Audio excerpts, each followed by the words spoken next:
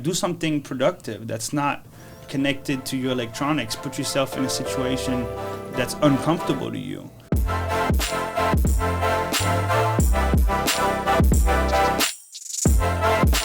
You need to really find out what you enjoy doing.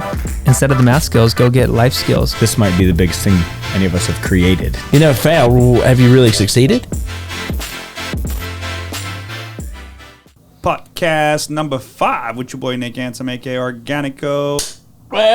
Let's go. All right, that was the sound of our clicker. I forget what we call that. We tried to come up with a name for what that actually is. Nick, do you know what is the name of that thing? It's a clapper. It's a clapper. It is a clapper. I only worked in entertainment since I was 11. That's what it is. It's showtime. What is up, everybody? We're here on the Find Your Grind podcast. So excited today to have Nick Ansem here in the office. We actually just had an incredible game, highly competitive game, which probably makes a lot of sense for you. We'll get into all the incredible amount of things that you've been able to create, but of ping pong. Right. Which was a blast. You have a insane spin on that ball, my dude. Yeah, you guys got that little custom I court. I didn't get one back. It's crazy. I didn't get one back. Yeah, it's our thing is you can't cut with cut. Can't cut with cut. It's just hard, man. Yeah. But epic game of ping pong, my dude. Game 1-on-1. Yeah. You got me. He's used to 3-on-3. Yeah, I know. He is.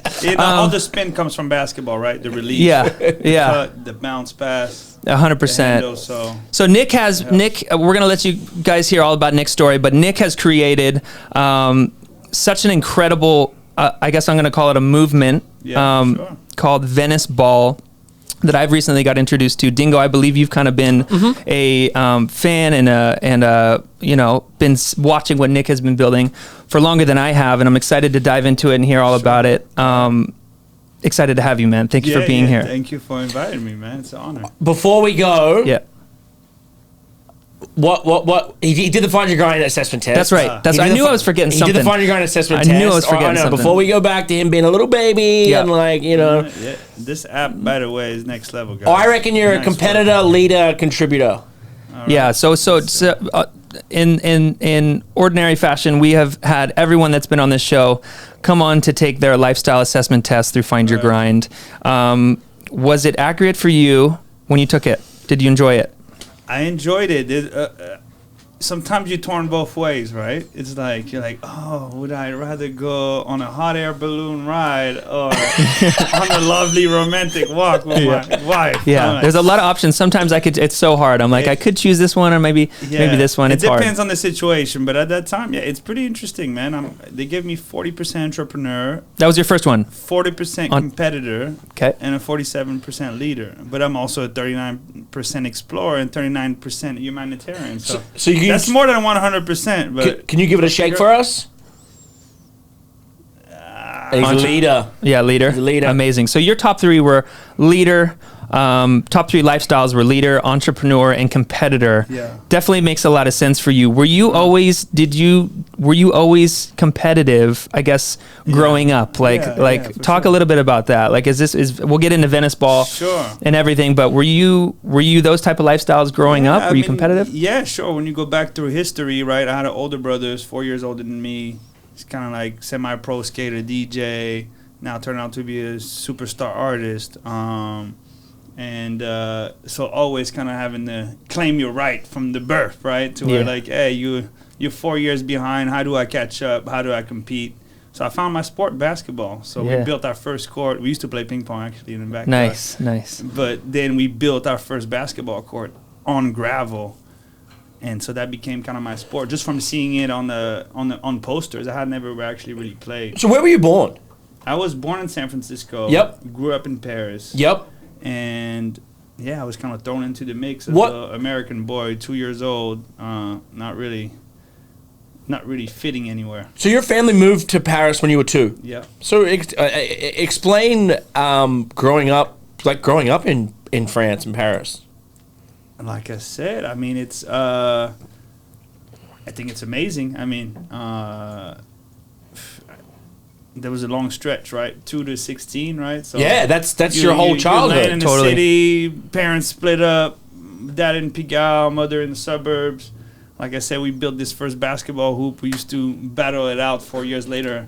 How old were you when you built that first, basketball hoop? That first basketball court, I must have been 12. 12. So my brother's 16, and like a couple years later, I'm already beating him at basketball. So and what was the reasoning behind that? Like, why suddenly create and build a basketball court? I think it was just like the obsession from seeing it, from feeling it, right? So I guess at school there was a little 8-foot hoop. Yeah. Picked up a soccer ball, got tired of playing soccer with these guys, and just dunked the ball. I was like, yeah. This kind of feeling of like dopamine in your body. Yeah. Just like that kind but of why build it when you can just go to no court. There was no court. We had no courts in my city. The only court was in the school, so you had to hop the school. It was the whole process. Got to get the bike. Got to motivate the homies.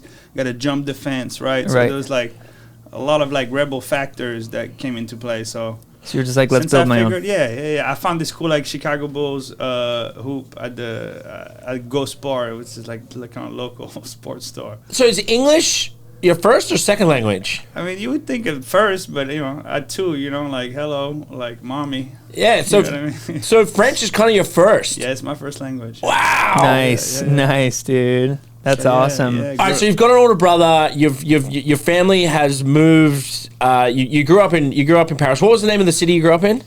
Pigalle and La Celle-Saint-Cloud. So I was back and forth from Paris. Well, actually, we were in La Bastille. We hopped around, man. We kind of like moved around a bit. Yeah. So it was essentially a bit of a tough.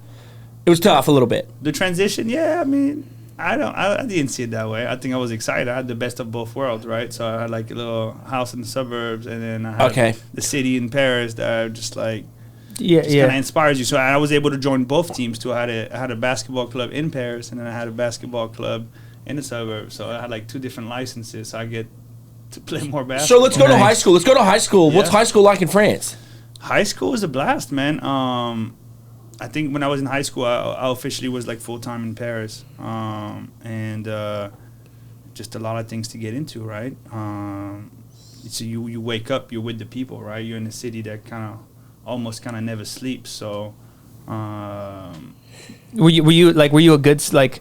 Were you getting good grades? I got by just enough that it's like it was like B level, so enough that I could tell my mom I was like sleeping over a friend's house when I'd be out all night, and she like wouldn't have to worry about it. But I got it done in school, and I got it done on the court and off the court. Did a lot of graffitis growing up, so like spend night in the subways and all kind of fun stuff, right? Because at 14, 15 years old, you can go out. You will also have like a nightlife. Yeah, way different. Way different. So interesting, you're in nightclubs at 14, 15 years old. Yeah. You're like, I'm at like open bar parties, making out with 7 different girls. Yeah, and it's like, whoa. Good for you.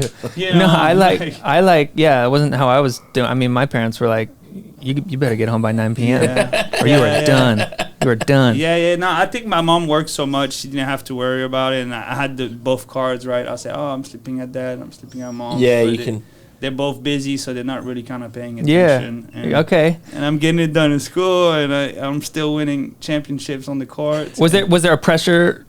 Was there a pressure from your parents at that time to do well in school, or was that for yourself? Like, honestly, yeah, probably. Just you want to make your mama proud. Yeah. I don't think my dad cared too much. Right. Yeah, we're mama's boys too. Yeah, mama's boy for sure. Yeah. And what was your focus like in high school? Was your passion or something? Basketball, 100%. That was the focus. It sounds like the only thing he's talked about right now is basketball. I heard graffiti and I heard going out as a teenager. Yeah, we party, but in the end, it's like it comes down to like that game, right? And it's like, from the moment I discovered it, I decided to like kind of just dedicate just as much time, even like lunch break, right? I would put the little hoop under my room and I would just dunk, put Nirvana like full blast and just dunk for an hour. Yeah. So in my bedroom. So it's like it was really, it's kind of like love at first sight, and then I had to build my first club to take us to the national champion. I even took my school to the national championship. Can you explain to us? School I had like 200-300 students. Can you explain to us what a club is? Because it's a lot different here. Different, exactly. Yeah. So basketball clubs, right? You don't really technically. Schools have teams, but it's the competition is no good. So you go play for clubs. So you go to your school, right? High school is also you guys gotta understand. People in high school complain here, but I had school. By the time I'm in 10th grade, 9th grade, and 10th grade, I go to school from 8 a.m. till 6 p.m. And that's no basketball, right? My basketball practice was from 8 to 10 p.m. So these are long days for a high school kid. Yeah. So you get built to the point where it's just like you become a little bit numb, right? And then growing up in Paris, you don't see the sunshine. Winter, it's like you wake up, it's dark. You go out of school, it's dark. And you just got to put up with it, you know, you get on the subway. So, like, you're very independent. That part is great, right? So you're able to learn faster. But it's a tougher road. So as far as basketball was concerned, I get practice twice a week. I was one of the best kids in France when I arrived in America.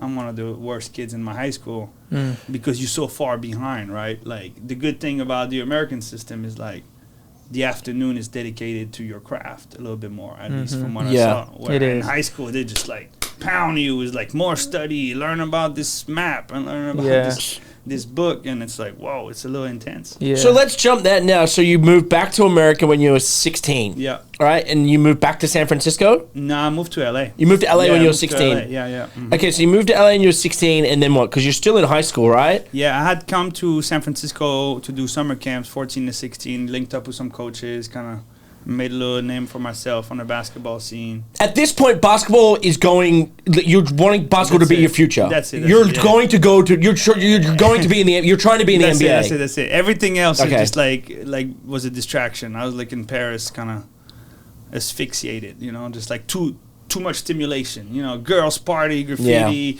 skate. Like I just want to hoop. So you moved back here to pursue basketball, basically. Yeah. Okay, so let's go from that 16 to 18, and then did you have to go to college?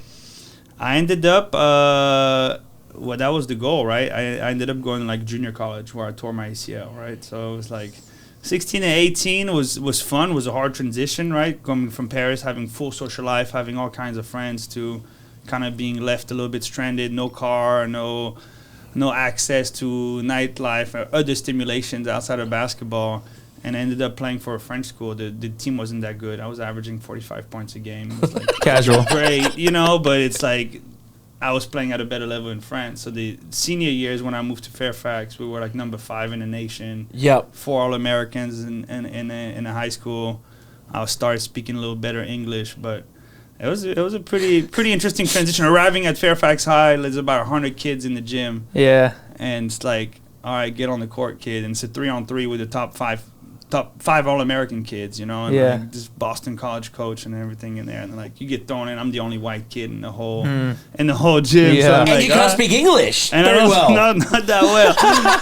So I had to prove myself right away. That was kind of my audition tape to like getting on the team, and I think I took 3 shots. I nailed all 3 shots. Yeah. Well, you know, he's a shooter, this kid. You know, yeah. So. Where did that drive and determination come from for you to be able to just step into something that easily and just be like, hey, I wanna win, I'm gonna compete, get me in there, coach. You know, it's just the passion, right? This discovery of like, it's simple. It's a simple and complex game, right? It's like you discover it, it's like put the ball in the hole, but there's so many ways to it, and I think it's just such a. It's a mind-opening place. It's a place where you also forget about all your other worries and things that's going on. So it's pure, and it's like I just kind of I stuck to it, and I'm glad I did. You know, I mean, you know, it's like I didn't make it to the NBA. I barely even made my high school and college team, but I was able to take that dream and kind of shift it a little bit in a different way. You know, and that's what we're gonna get into. So you tore your ACL. Yeah. How old were you? I was 19. So that was basically the end of the road for you trying to have a professional basketball. Oh, no, because you ended up going to the pros, right? Is that the end of the run? Yeah, I guess.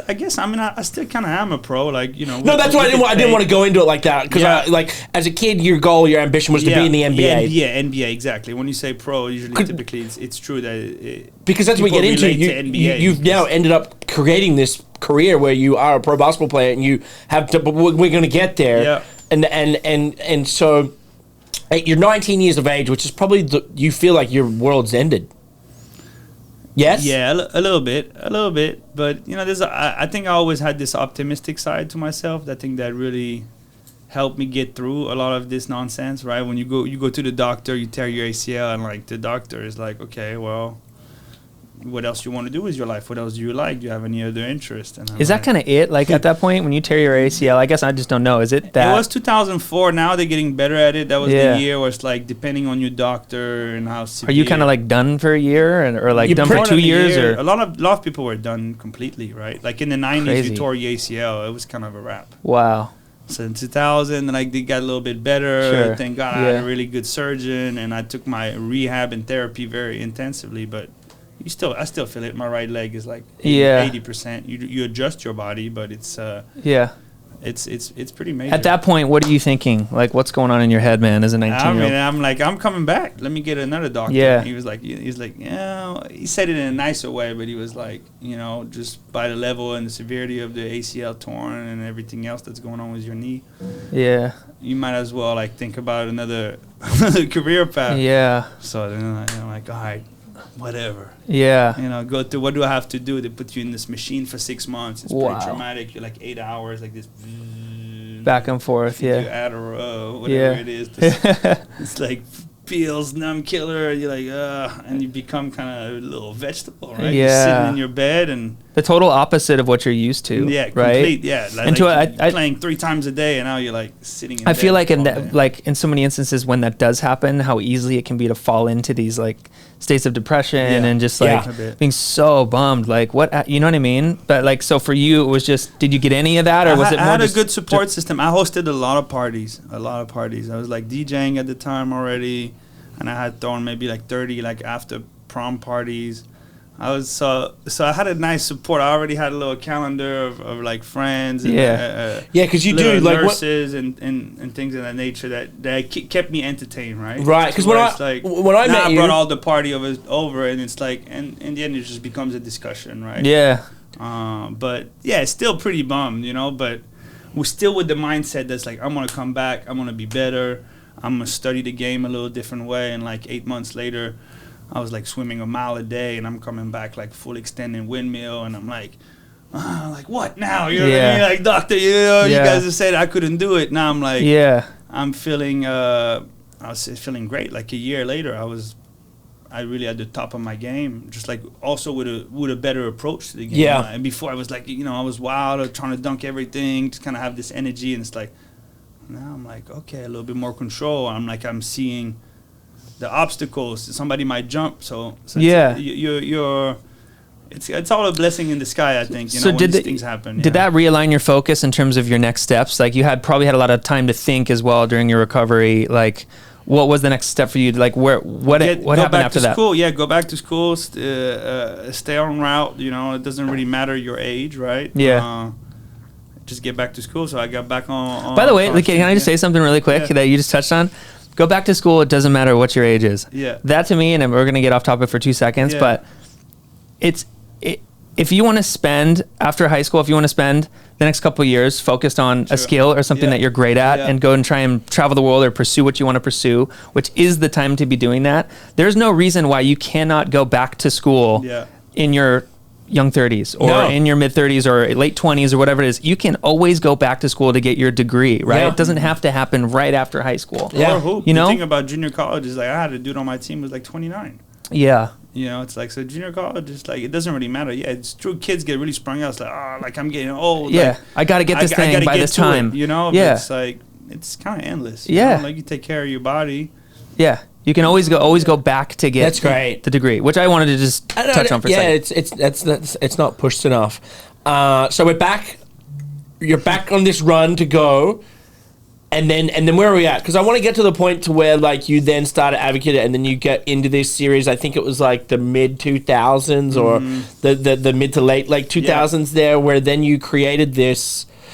I don't know, this like you were around this like streetball culture that I feel like you advocated and made a huge success. Yeah. How did you get involved in the streetball side of things? I think it was really from, again, the need of my competitive nature and like really willing to get better, right? Like realizing that I'm in the gym and I'm 4 years behind all of these kids, right? Because these kids I've been practicing every day. I've been doing fundamental drills like pass, set a pick, my whole basketball career. So every day after practice and in high school, I would go to the park. And so this is my first kind of encounter to like pick up basketball culture. And that was the essence. That's when like my game really developed. That's when I met all these people and like I was really enjoying to like fall in love with the game again, because, you know, you're playing high school, you're sitting on the bench, you're like clap, clap, clap. You know, it's like, you know, like you want your team to win, but you want to contribute to this game. You've trained your whole life for this. So so really like discovering the city, and also I'm kind of an explorer a little bit. So I went all over the city. Like summertime,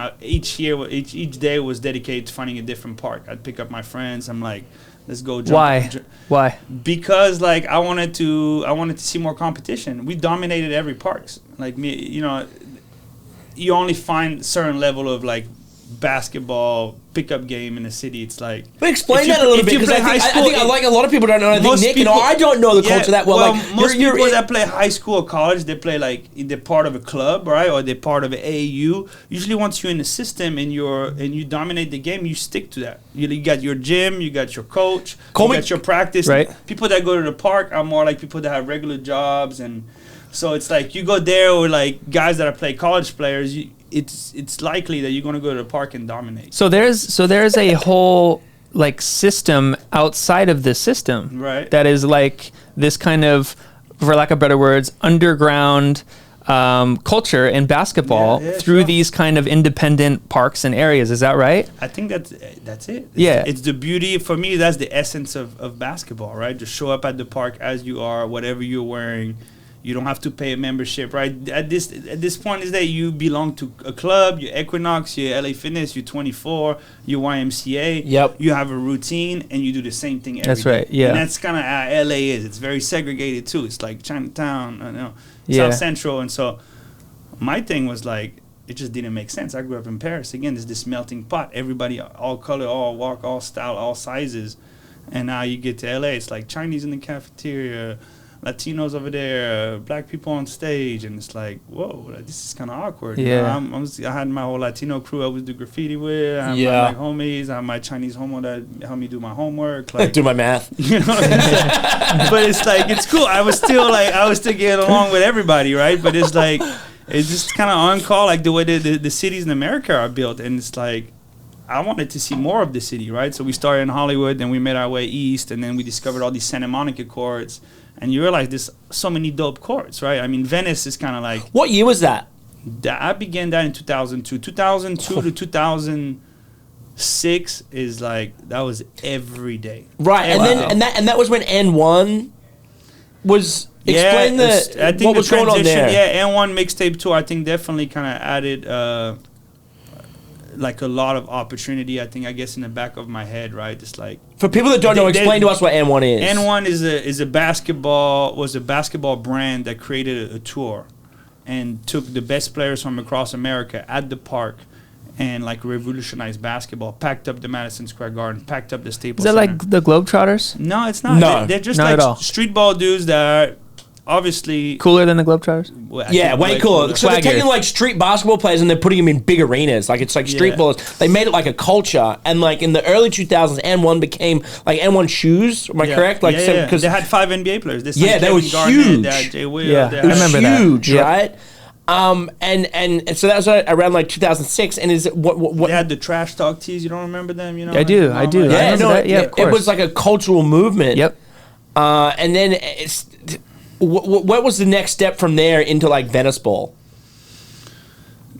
I think it was just again like discovering the city, discovering more talent, and were there any gnarly things that went down? Sorry to keep it. I mean, I'm just like, gnarly. Dude, as far as pickup games, like streetball, the just showing up. People are like, you're going around to city to city. It's Venice is the gnarliest. Okay. A lot of fights. Really? Because it's the biggest stage, right? Like, people don't want to be embarrassed, right? Any given time, even on a pickup game, not a VBL game, you get 300-400 people watching you, right? So it's like, and then you have 10 games that are waiting to be played. Yeah. So you don't want to get off the court. You know, the way it goes with pickup basketball, winner stays on, losers get in the back of the line, and you probably got it next. So you might as well go home.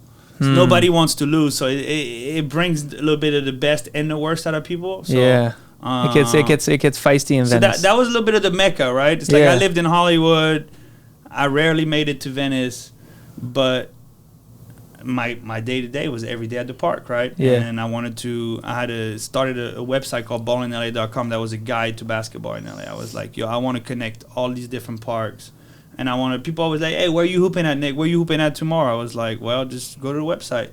Like that's the best run. 8 to 10, that's the hours the gym's open. 10 to 12, this is the kind of competition you're going to match up. I did a little profile on like the main guy that runs the court, kind of introduced this park. And then I wanted to throw a tournament. And I was like, what are we going to call it? People call it, we're going to call it the Sunshine Baller Tournament. I climbed up on like 50 different backboards around the city, duct tape, plastered it posters, and just like super guerrilla style, man. It was $50 to get in, $500 to win it all. Like thinking I got the supreme team, and like we're gonna win this whole thing. And coming to find out, when we threw our first tournament, like my team loses first round, it was complete chaos. Like we didn't really have referees. Like guys wanted to fight. Gnarly. We had NBA players, N1 legends, sick-witted bone collector. We have 7-foot dudes that are showing up. I'm like, how did you guys? Allen Iverson's rolling in. Yeah, how did you find out about this thing? Like this whole plan, like fully changed 360. Yeah, and it was complete chaos. Like I think 3 people threatened my life, and I was like, oh my god. Went back on Monday, looked at all the footage, right, and this was the time N1 was just kind of wrapping up, and I was like, all right, cool. I think we're going to do this every Sunday next year, And so I called the city. I was like, what does it take to get the permits for the city to do this every weekend? It's kind of how the VBL was born. Yep. Just kind of out of this need for chaos, right? It's like this organized chaos. Still there was no fight. When you look at the big picture, incredible highlights, streetball legends, NBA players, average Joes, and it's like that happened.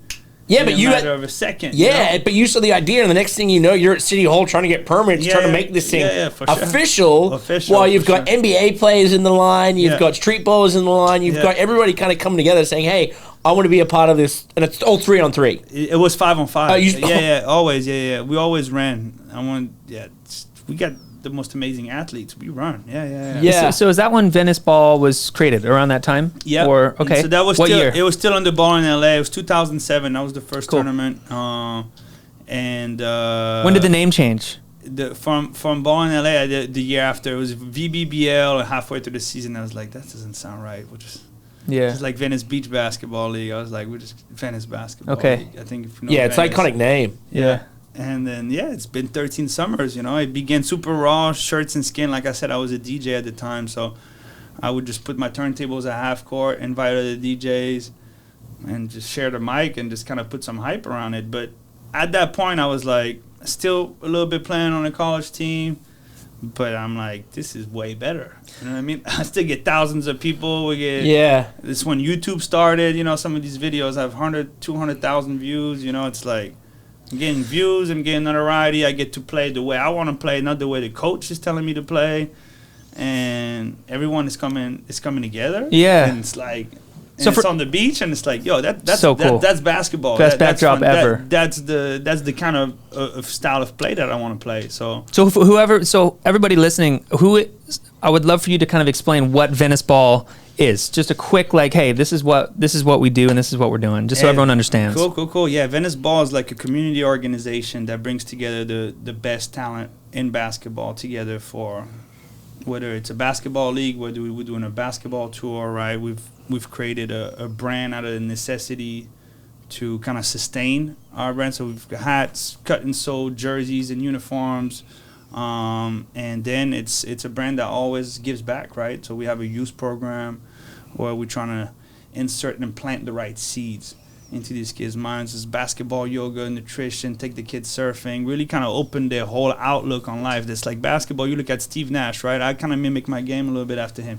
He's 6'2", unathletic, white guy from Canada. Played soccer until he was 16, right? These kids now are just training like crazy every day. Two ball dribbles. It's like, step away from the game, right? I kind of explained to you guys through my injury. It's like you start learning, like, to see the game a different way, right? If you start boxing or you start playing soccer, your footwork becomes crazy. You're like, oh, how is he moving like this?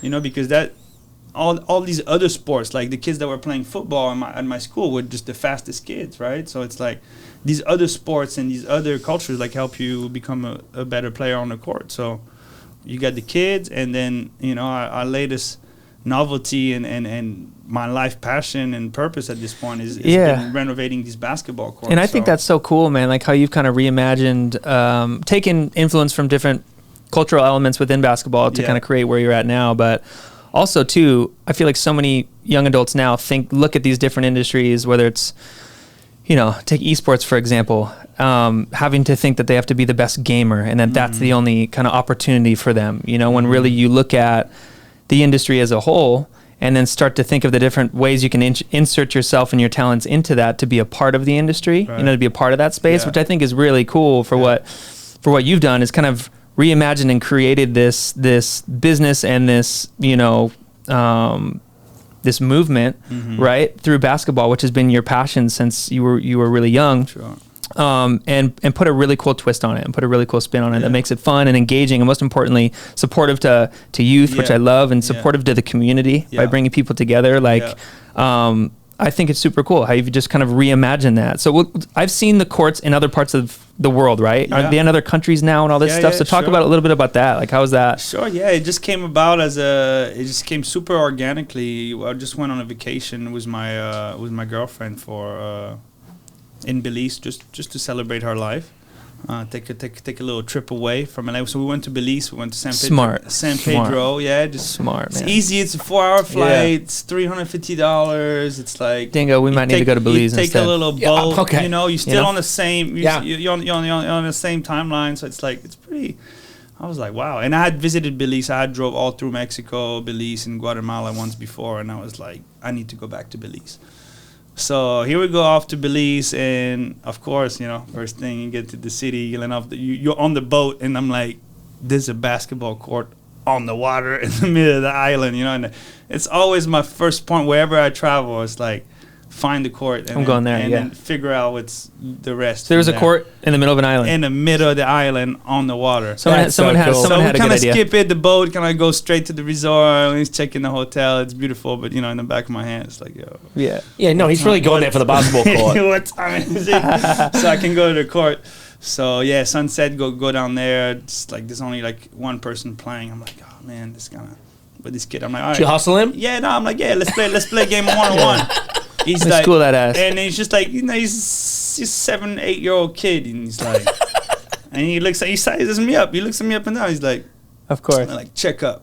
You know, and right away he goes at it, and it's like, we're playing on like straight gravel, right? Because it's like the winds are crazy there.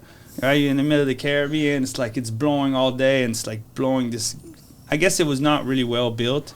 So it's like, first thing I grab the ball, I go like this. I start sliding. I'm like, ooh, just check my knee real quick. Like, this kid is not worth me ending this trip. But long story short is like, I was like, man, this was fun. Like, I really kind of connected with that kid. That was a really cool moment. I ended up spending like 45 minutes on the court, taught him a little bit how to shoot better. And then the next day, again, I was just like kind of came back, and there was like a couple more people. I asked to the hotel to get a broom, start brushing off the stuff, and it's like now we start seeing the lines of the court. And I'm like, oh man, it'd be cool to get those lines painted and start painting the lines and start painting the key. And then all of a sudden I'm meeting all these people. I'm meeting at City Hall. Yeah, I'm at City Hall. Yeah, I'm with the mayor. They're like, all right, you know what? Actually, you know, I wasn't planning on to, but. Like, I really love this court. I love this community. Like, I would love to offer to kind of repaint the courts. And they were like, sure, all right, let's get started tomorrow. 2 hours later, we got a fire truck just like dumping, like, wow, just clearing the whole thing away, and then just the whole community came together, just like out of nowhere. Just like, wow, how can we put help? It together? And all of a sudden, we got 20 people on the court painting. Music bumping, like brings the community somebody's together. Grandmother is like cooking some chicken and rice for us, and it's like all of a sudden like it's like, wow. I'm just like, I'm looking around. It's like, wow, this is beautiful. I don't even know none of these people's name, you know. And we like building a court together. So like I announced like I think on Wednesday we were like halfway done with the court. I was like, let's do a tournament. So I've been gone 2 weeks already, and he's like, all right, I'm not coming home to Venice this weekend. The league is going. It's in the middle of the summer. The league's running, but I'm not there. So people were kind of complaining that, like, when is Nick coming back? You know, there's a lot of complaints I get every Sunday at the summer league. But yeah, we threw a tournament, and again, similar kind of response that when we did, I didn't even know there was that many ball players on the island, but I guess people came from other islands around Belize, and then we had like maybe like 80 hoopers that day.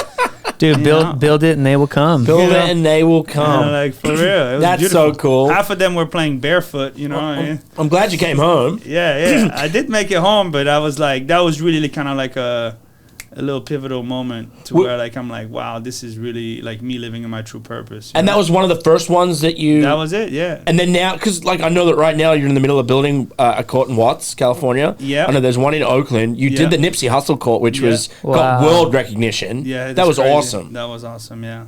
Like you did that almost like within that week. Yeah, we did it the same. Yeah, the next day after he died, like I was really compelled. Like, I mean, I had met him a couple of times, and I was just kind of followed. He was definitely like a very inspirational person that I followed closely, loved his music, and then. But again, he was another community guy. He was really that dude. He was the community guy. Yeah. That's when you talk about like hip hop culture and everything, it's like, I mean, he was really about it, and he was just getting started, right? Which was really like, that was really like, I still can't believe it. You know, it's like, wow, like Nipsey, wow, like how, why, like.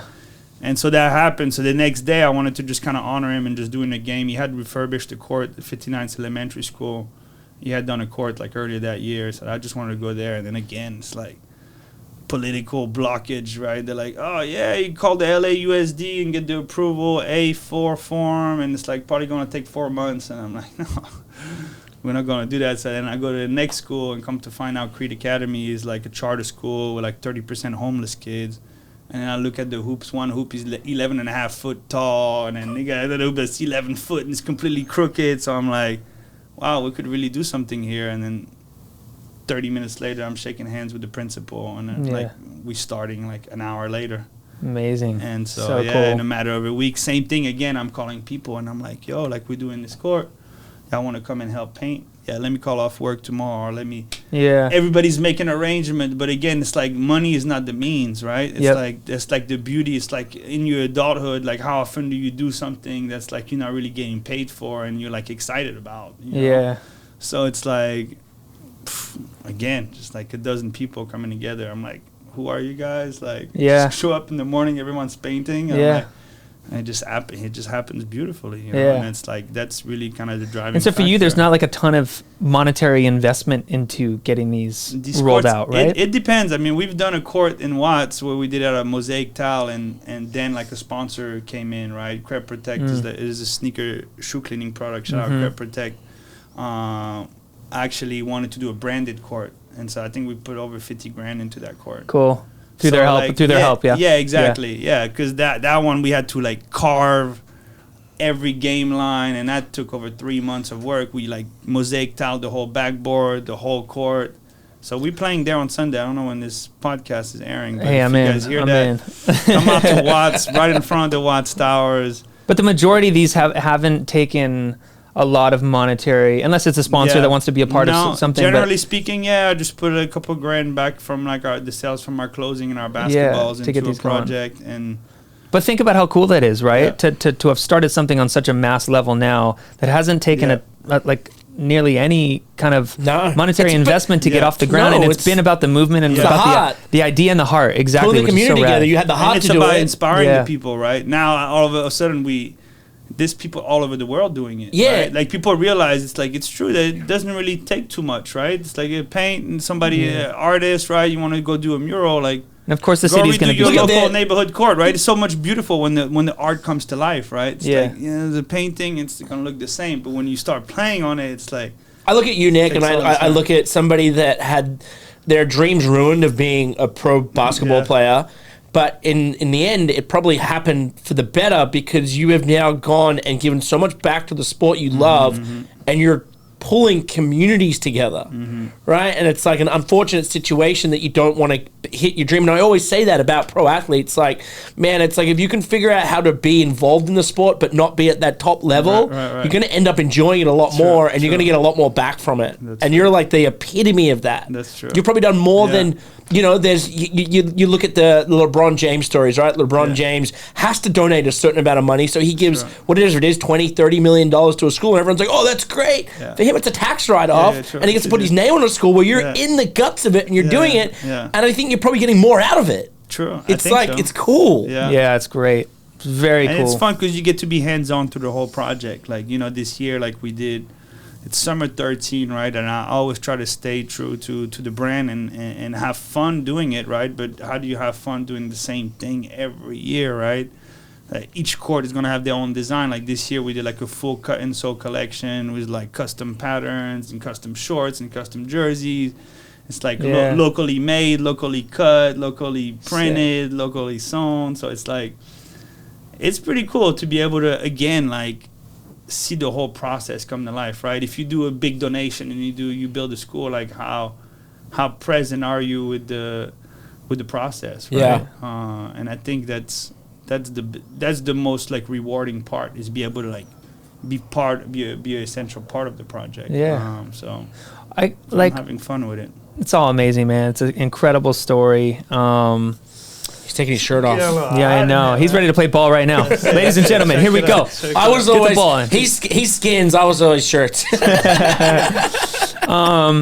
Yeah, I mean, I guess what would you say to kind of taking a full circle? Like, what would you tell a young adult, high school student, whatever you want to call it, that is looking to find their thing, you know, that's looking to find their thing? There's obviously so much pressure and anxiety within kids to identify what they need to be doing and how to do it, which is why we're really trying to Find Your Grind in the ways that we are to help solve these problems. But what would you tell a kid looking to kind of find, you know what I'm saying? Like their thing. Sure. I mean, it's not easy, man.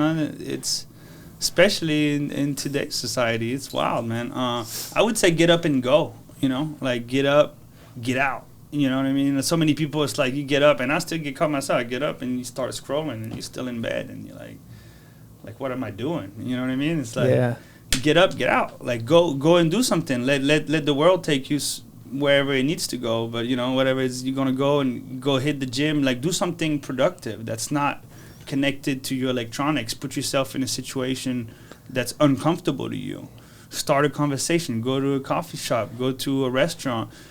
Get out again. Like socialize, meet people. I mean, for me, it was basketball. It's the perfect space, right, to go to the playground. And it's just like, you know, most people don't have social skills, right? Like you go through school and you just like listen, and it's like that's the basics. Yeah, right? You're taught how to learn, right? You know, taught how to learn, and also I don't know, just try to do good things. Yeah, get out, do good, do something for somebody for no particular reason. Yeah, try to eat healthy. You know, try to like see the big picture, right? Yeah, and have fun, right? Do things that you enjoy. Yeah, do things that you enjoy. What is it that you enjoy? Okay, these are 1, 2, 3 things, or you do that every day. Or do one of those things every day at least, so at the end of the day you somewhat feel like you've accomplished something. Yeah, it is so true, man. It is so true about just building the energy. You know, there's so many times where, you know, you don't want to go do the thing or go to the conference or meet the person or take the meeting, you know, but I think it is really about getting up and just starting to create that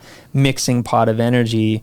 Some things might not be the most fun things, but at the end of the day, you'll get something out of everything, and that'll all build energy towards the universe, helping out map your plan with you know, which I think is so cool and such a good piece of advice. Yeah, sure. And surround yourself with positive people, man. It's people that are going to motivate you to become better, right? It's like don't settle in your comfort, you know, especially if you're young. You know, it's like, whoa, like, you know, if you date a girl, make sure she's the girl of your dream, you know? Yeah, absolutely. Got to keep going. Absolutely. You know, gotta get to that dream somehow, some way, you know? It's like, I live on the boardwalk of Venice, so like, I'm surrounded with homelessness all the time, and I always kind of put it in perspective. Like, these people are happier than most of the people that have houses. Isn't that true, man? About Venice, and it's like you know, these people are living. They get up and they're going. Yeah, and they're going. I don't know where they're going. They might just put up their tent somewhere there, but they're surrounded, and there's a sense of community. And you know, some of them have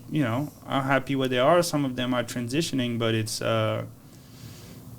you know, but again, they're living. They're out there. They're more connected, you know? Yeah. I think most people have to reconnect. Like, if you're young and stuff, like, I would just not forget about social media, forget about your phone and your computer, and just get out and do things. Sure. I think that's a wrap. I love that, man. That was the drop the mic. That was good. That was good. That was really good, man. Thank you, guys. That's the most like in-depth sit down interview. No, you went there. I like for a couple times my hair was standing up. So like that doesn't happen every day. Man, Nicky, like honestly, like what I said there, the community thing, dude. Like you are doing, whether you know it or not. Yeah. You're doing a really, really good thing for society. Thank you. You be proud of yourself. Yeah, man. Where can everybody find Venice Ball, man? VeniceBall.com, @VeniceBall, #VeniceBall. We got a new campaign, the Venice Zoo this summer. We're bringing you to the concrete jungle. What? And in the beautiful outdoor and aesthetics, right? Like, remember that like basketball is a beautiful sport, but when you put it in the picture of the outdoor, it was intended to be an outdoor sport. The first competitions were outside, so we're bringing the game back where I feel like where it belongs. Sick. And don't take anything for granted, right? This beautiful backdrop, these palm trees, these birds flying in, the wind, all the factors, you know, don't make any excuses, and then just, you know, VeniceBall.com. Stay tuned, man. We got a fun summer, man. I love it, man. We got a whole lot of things happening. We'll be in Oakland next Monday. There'll be the NBA Finals going on, but we'll be playing ball. Awesome. Nick, thank you so much for being on the Find Your Grind podcast, brother. Great to have you, man. Cheers.